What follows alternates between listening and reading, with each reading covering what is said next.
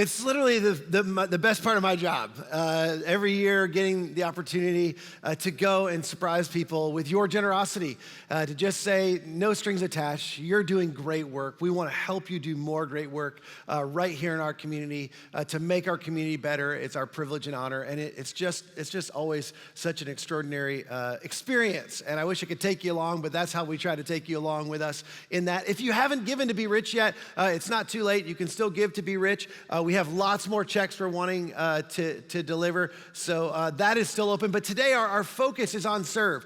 And what I'd love for you to do, you're going to hear from some more people. You got to hear from Bruce in an interview with Andy a few weeks ago. But today we have 4 partners, specifically from Buckhead Church, that are partners here at Buckhead Church. And I would love for you to help me give them a warm Buckhead Church welcome to our stage. So if we could do that now.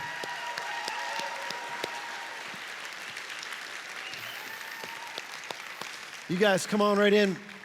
Make yourself at home. I'll do some formal introductions here real quick, but first, thank you guys all for making the time to do this. I know you're all busy people, and you're doing great work, and I don't want to pull you away from that, but I think this will be a great work today to give us some insight into the things that you guys do. So I'm going to start over here. This is Stacy Wienick, and Stacy is the senior manager of all of the corporate and faith partnerships at Open Hand. This is Marvin Nesbitt. Marvin is the president, has been with Focused Community Strategies for a while, but he's now newly the president of FCS. Over here is Edward Phillips. Edward works that you just saw in the video. You saw City of Refuge. Edward is their chief development officer at City of Refuge. He's going to give us the real story on City of Refuge. And then over here, the prodigal son has come home.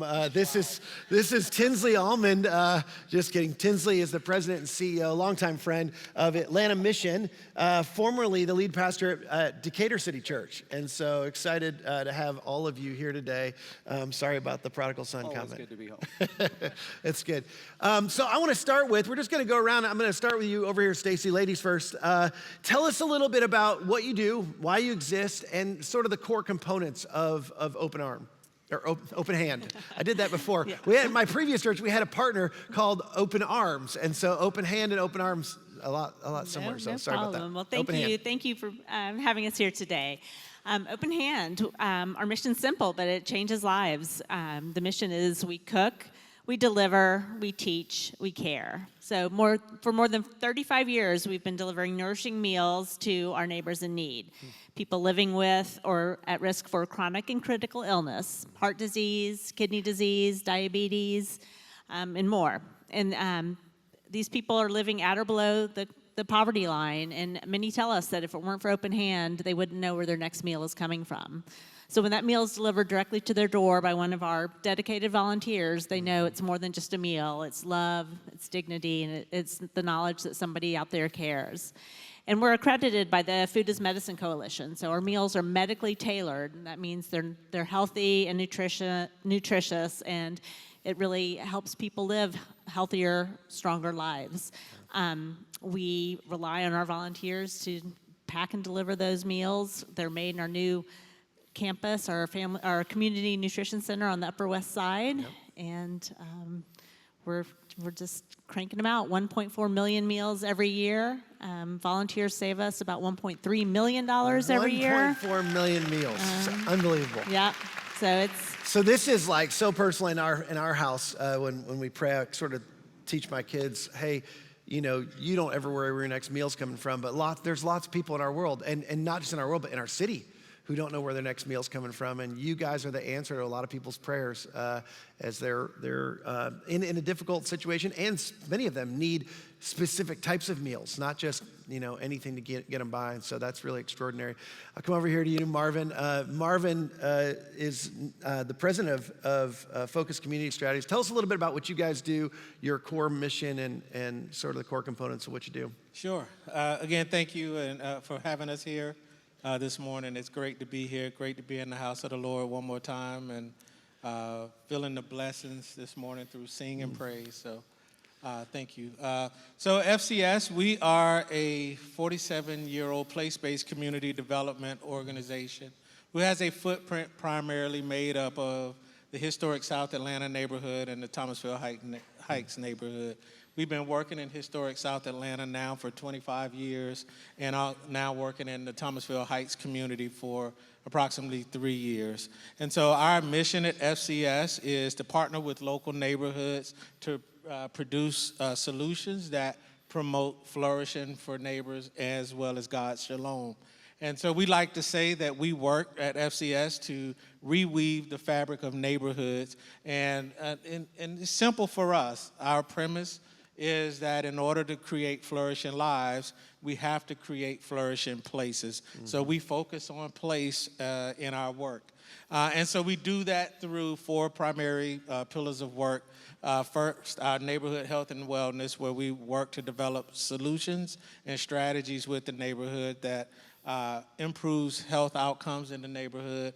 We also have an education pillar where we partner with our education cluster of schools to change the trajectory of the kids attending the cluster schools.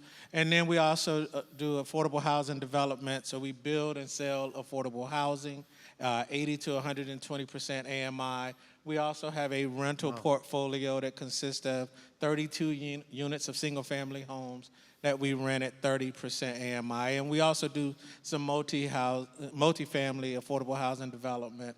And then finally, we do a lot of our work through our economic development pillar, where we're working to help improve the economic trajectory of the neighbors in the neighborhoods, providing jobs and trying to make the dreams of entrepreneurship a reality. Yeah, it's good. So in layman's terms, I'm going to tell you what he just said. Here's essentially what they do.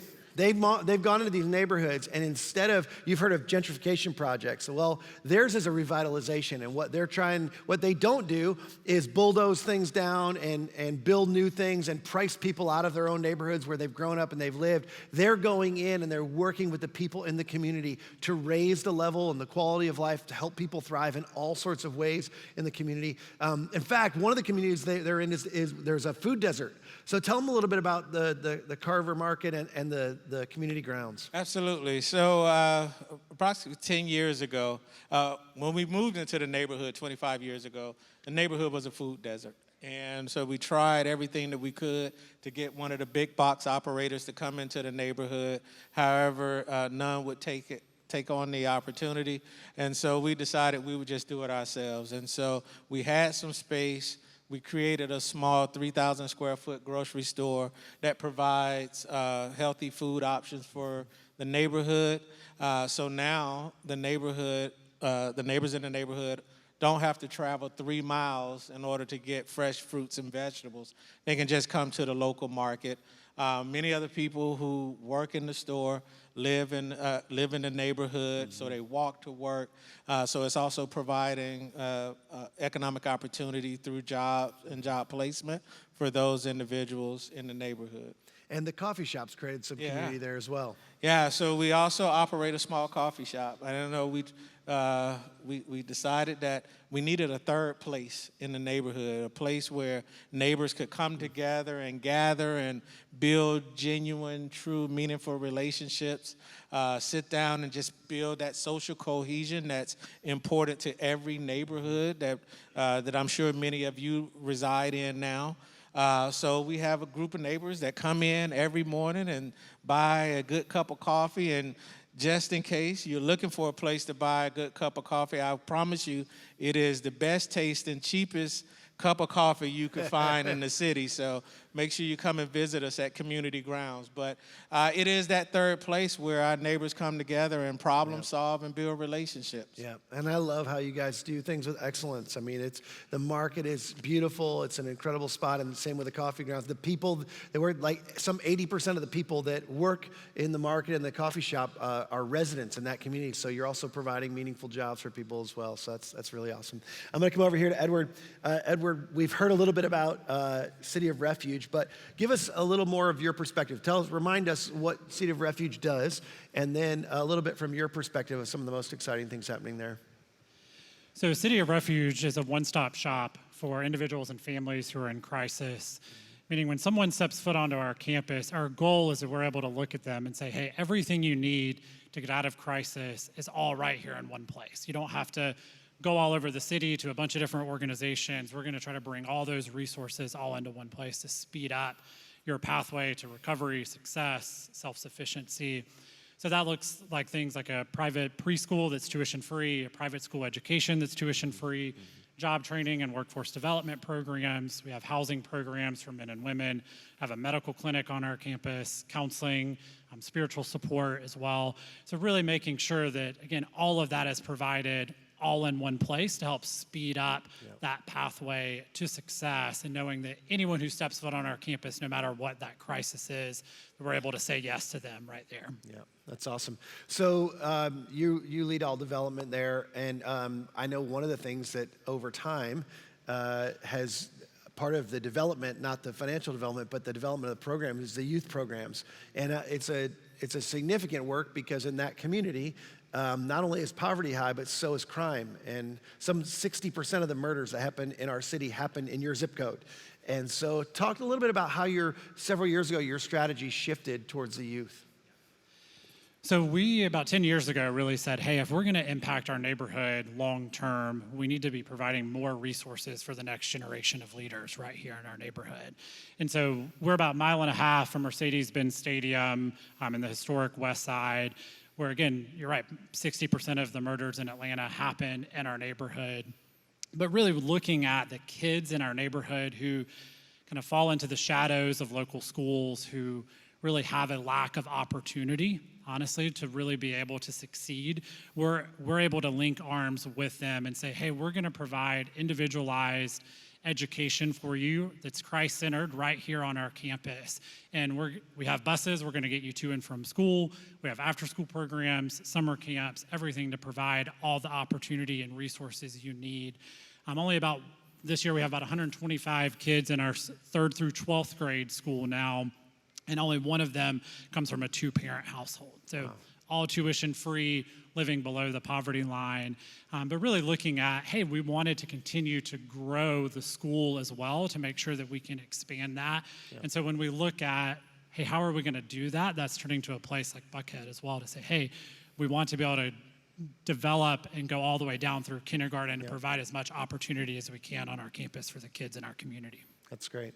Tinsley, Atlanta Mission's one of the oldest organizations serving our city, really dating, as we were talking earlier, all the way back to the Great Depression, started as a soup kitchen. Tell us a little bit about today, the main goal of Atlanta Mission and kind of the core components of what you guys do. Yeah, so Atlanta Mission exists simply to transform through Christ the lives of those who are experiencing homelessness, poverty, and addiction. And so probably like you would expect, I mean, the core component of that is meeting those basic emergency service needs, stability, safety, security. What do you need to get off the street, stabilize, so that we can begin to help you break those cycles that cause homelessness and addiction. And then ultimately, it then grows from there into really what we call our transformational model. It's about a year-long program that, like I said, starts with meeting those emergency needs, but then grows all the way through how do we help you get healthy relationally, spiritually, vocationally, and then even into transitional housing, and then ultimately it culminates with a vocational training program where we teach the soft skills that are needed, not just to get a job, because we find that a lot of our clients are really good at getting jobs, but like so many of us, it's hard sometimes to keep that job, and so that's really what our program focuses on, is how can we help you have the tools to keep that job. And what we're finding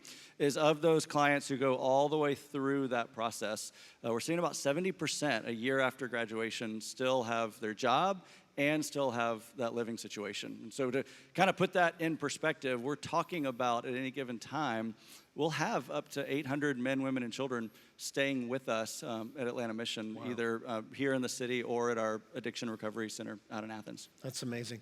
So I'm curious, how's your perspective shifted from, you used to be in my seat, leading the church and trying to highlight and encourage people to get involved in organizations in our community. How's your perspective changed now leading one of those organizations?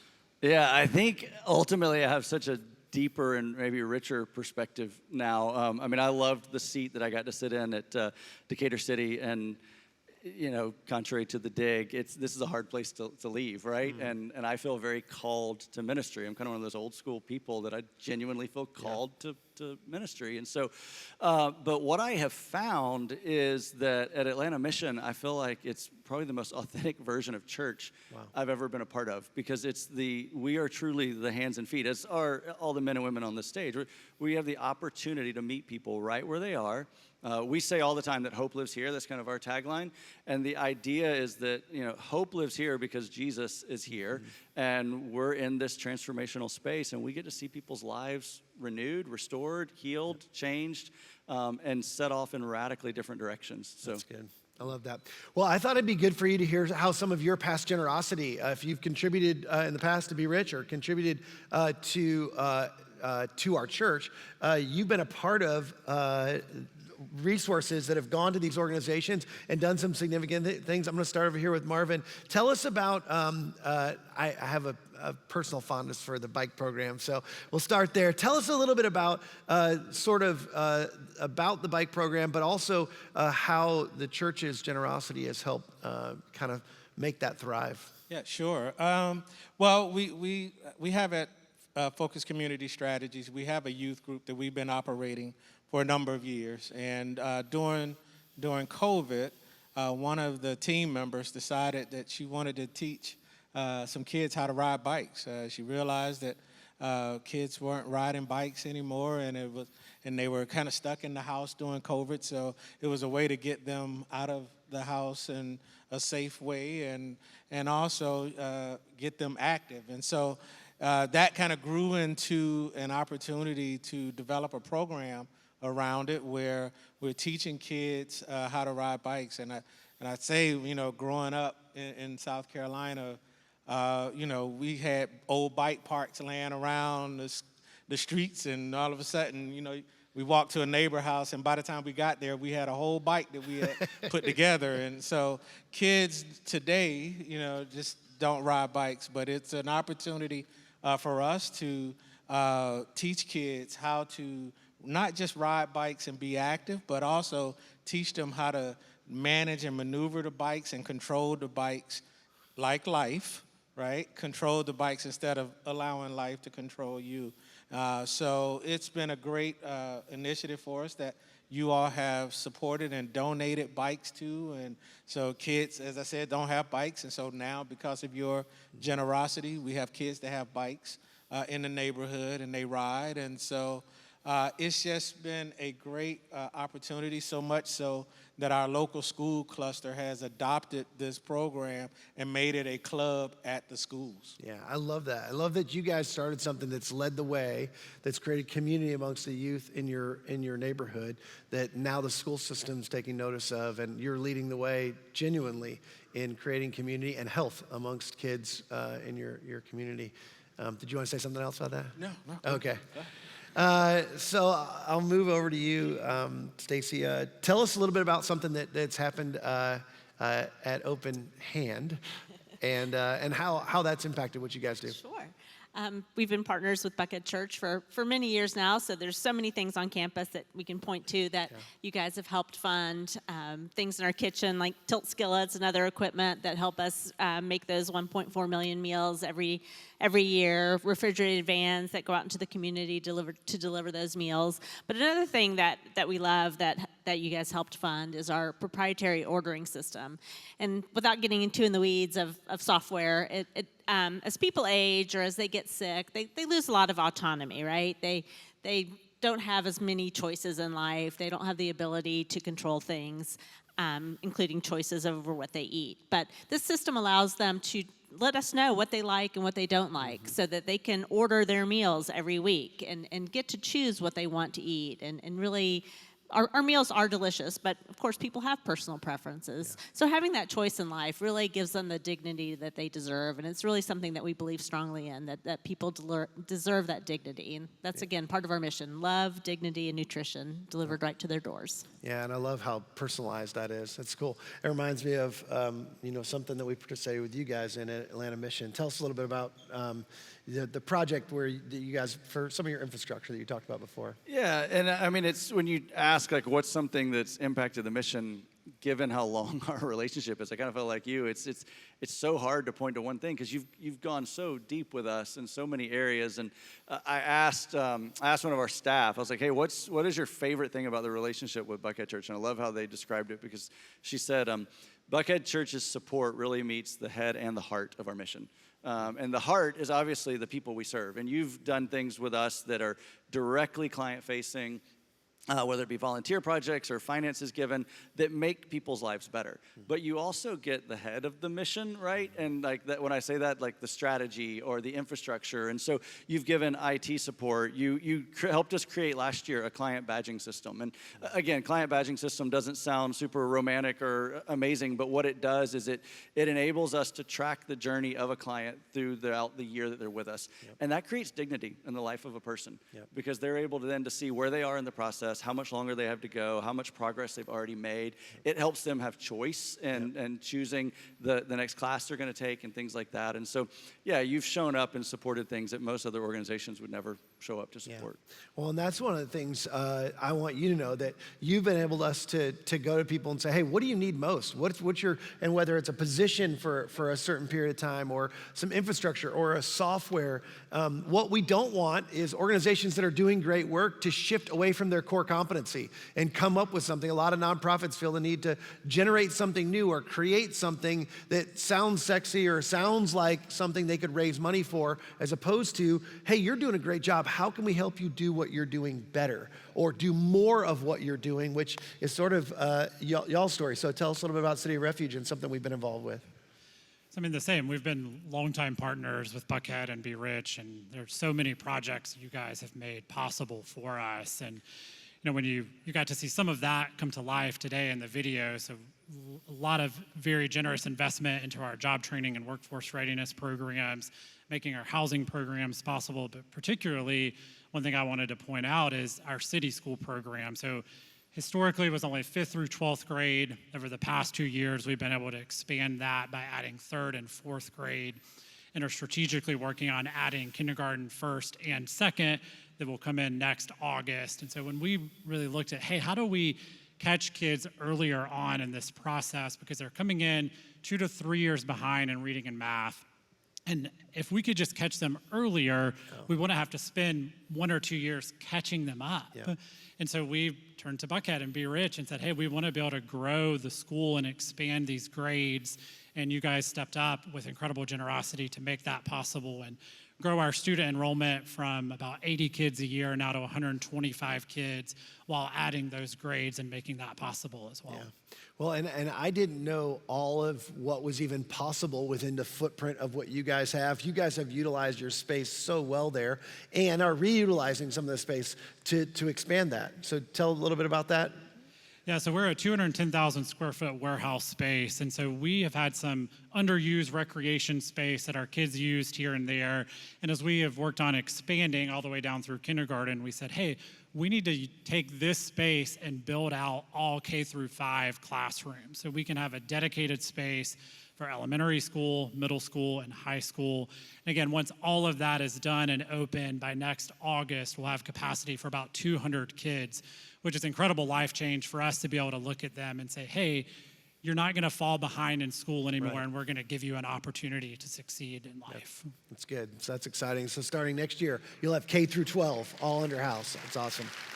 I'm going to stay with you while we're here. Tell us, so I'm going to shift gears here. My goal today is to try to inspire everybody here to take a step. There's a lot of great ways, as they're going to hear in a moment, for people to be involved in your organizations. So I'd love for you to tell, if people sign up to serve today, what are some of the things that they could do to serve within your organization, and why does that matter to you? Why does it matter when people don't just sign up, but when they show up and serve alongside you and your team?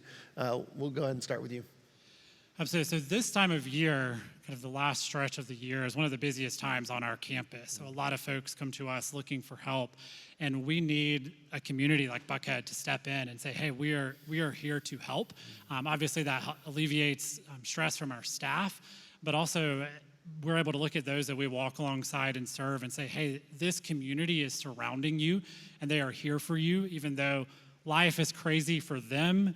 that they're making time to be here and show up and ultimately just link arms and let them see that someone else is for them and it's not just City of Refuge. Yep. I mean, a couple opportunities I'll point out to be able to jump in, whether it's coming in and serving a meal on campus, whether it's in our school or in our kitchen where we serve those 350,000 meals a year, to coming into our after-school program and tutoring and mentoring a kid, to even jumping in and mentoring. So a cool opportunity that we launched with Buckhead is actually a monthly mentorship. So our kids wanted and desired to see life outside of City of Refuge and the community that they grow up in. And you guys have partnered with us to be able to create that mentorship program.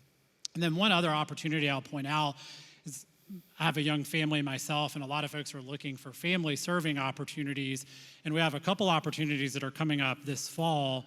One in a couple weeks, our Trunk or Treat event, which fills up very quickly.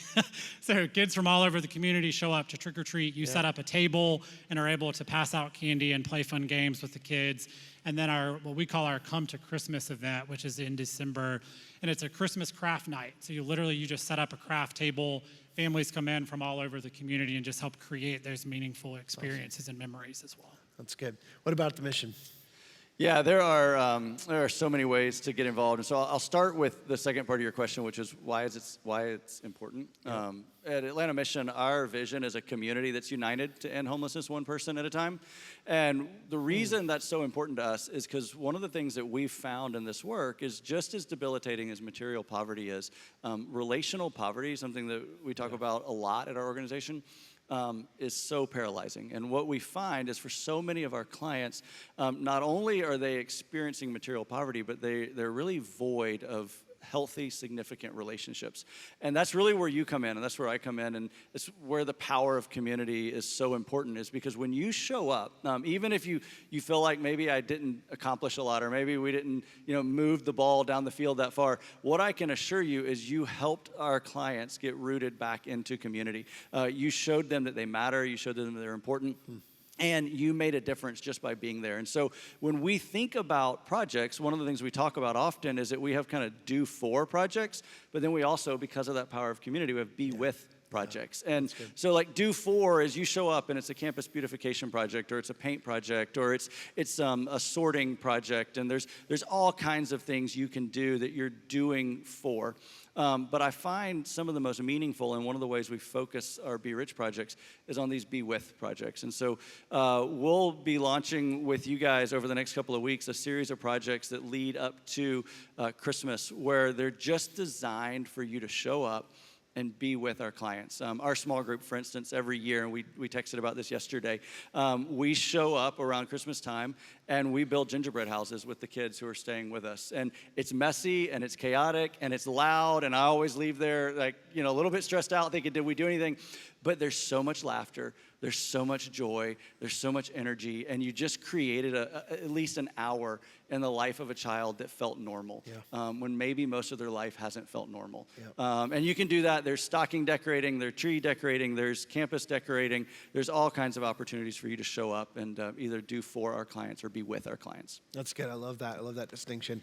Speaking of being with, I've been with you guys down there for at Christmas time. Tell us a little bit about what you guys do. It's that's a transformation in and of itself during Christmas time. Yeah, so as we're working to continue to build out opportunities for volunteering, through our Literacy Day reading and our Fall Fest, but this time of the year comes into some great opportunities, and you all have been a great partner with us during this time of year, and what he's referring to is our Christmas store. So some of you may have been involved and came and served. So what happens is we turn our community center into a mini Toys R Us. And so it doesn't even look like the same facility anymore. And what we do during this time is, through the generous donations and gifts of different organizations donating toys, we provide an opportunity for the families within the neighborhood to provide Christmas gifts and toys for their families in the most dignified way. We are in a neighborhood where the area median income is still below $30,000. So as you can imagine, it's difficult and a lot stressful for families to provide a great Christmas for their families. And so you all come in and join us in setting up the store. You all help wrap gifts and place gifts in the store. You also, you interact with the families and help them do their shopping. And so we certainly invite you all back to participate and join us in that intensive 2-week process of managing that store. And I say it's important because we don't have unlimited resources at FCS. We don't have unlimited financial resources. We don't have unlimited human capital to provide this opportunity for the families. And so you all fill a significant gap for us in helping us with this. And so we're so grateful and so thankful for all that you all do in helping us with the Christmas store. I love that. All right, Stacey, I need you to tell me again, quote for me the number. You guys rely heavily. A big line item in your budget is volunteers, and it saves you how much money a year? Probably about $1.3 million. $1.3 million because of the volunteer workforce. Right. So it's important, but we'll jump back a little bit to the why, like Tinsley said. So 37 years ago when Open Hand started, it was neighbors feeding neighbors, right? When people are sick, we make them a meal. Mm-hmm. So then they started 37 years ago. They moved from a home kitchen into the kitchen at St. Bart's Church over on La Vista Road, and we grew, and now we're in this new campus over on the west side. And it's important. What we do, obviously, is important in the community. So we need your help. We use volunteers to pack meals. That's an important shift. Come to campus, pack meals with us, and we play music, and it's a little assembly line. Put on your hairnet and pack meals. And then you can also deliver meals, and you can bring the kids along with that one. A lot of times when you're out in the community delivering meals, you're the only person that our clients see that day. Kids can come along again and kind of see what the community looks like outside of their neighborhood. Those opportunities are Monday through Saturday. It's app-driven. It's easy. You watch a video, a little how-to. We've got a great volunteer services team that's going to set you up for success. We just really rely on our volunteers, and we want to make it fun and rewarding, and it's really impactful to our mission. Yeah, you guys have heard me say many times, we want to be a church that when we leave this place, we don't want what we do to just stay in this place. We want to go be the church where we live, work, and play. We just don't want to attend church. We want to be the church. And the big why behind Be Rich, we definitely have an agenda. And if you want to know what the agenda behind Be Rich is, it's simply this. We want our community to know that we're here, to be glad that we're here, and to be better off because we're here. It does our community no good if we just are good unto ourselves. That's what my grandmother would call good for nothing. That's good for nothing. We want to be good to our community and be of good to our community. And so this is the time of year we not only give, but we want to serve. These leaders are doing great work in our community, and I'll just say thank you to you guys. We do something we think we do pretty well here. This is what we do, but we're not good at what you guys do, and you're a gift to the body. And linking arms with you and being able to serve our city is an incredible privilege. And I just thank you for the excellence with which you do things. The stewardship, the conscientiousness. Something you may not know is all these organizations, they have high standards of accountability. And even with us, they go through vetting processes, and regularly they're willing to show their financials, and we're able to look at those things. And so incredibly trustworthy organizations. And I think you should go serve because I think it'll be good for you. You've not only heard why it's good for the organizations, but in some ways, they're saying, hey, we need you. We need people to show up for our organization, to be with and to do for. But I'll just tell you, you need this. You do.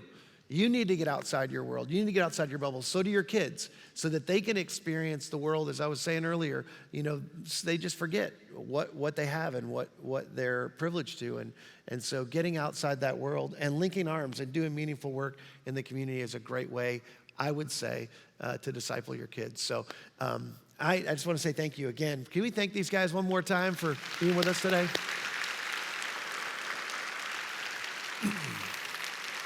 I'm going to give you some logistics and some specific information, but I'm about to send all these guys out to the lobby. They're going to be out in the lobby. There's several different stations lobby. If you'd like to talk with them afterwards, find out more about their organization or about the specific serving opportunities and whether it'd be right for you or your small group or your family. They're going to be out there to talk to. I'll tell you more about how to sign up for. But it would not be a Be Rich day if I didn't hand them one of these. And so each of you are going to receive a check today because of the generosity of people in our church. Thank you so much. I'm going to dismiss you guys. You guys can head out to the lobby. Give them one more huge round of applause. Thank you. Thank you. Thank you. Yeah, thank you. Yes, sir. Appreciate you, buddy. See you, buddy.